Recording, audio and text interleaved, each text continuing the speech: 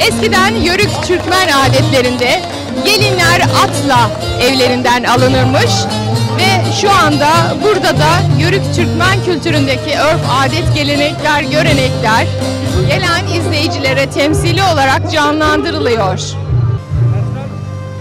Yine gelinin üzerinde yörükleri temsilen motifler, renkler, yine damatta da yörükleri temsil eden motif ve renkler yer alıyor. Gençlere eski gelenek görenekleri hatırlatmak ve bu mirası yaşatmak adına 4.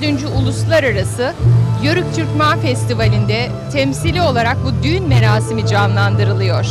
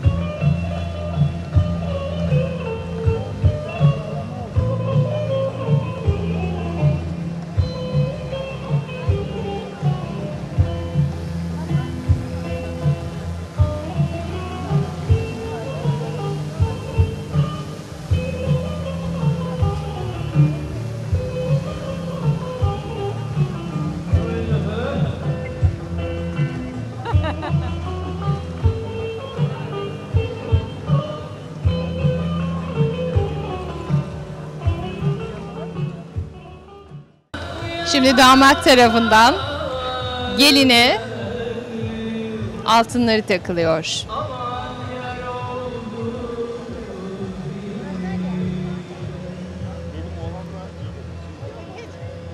Ve gelinin aldığı açılıyor.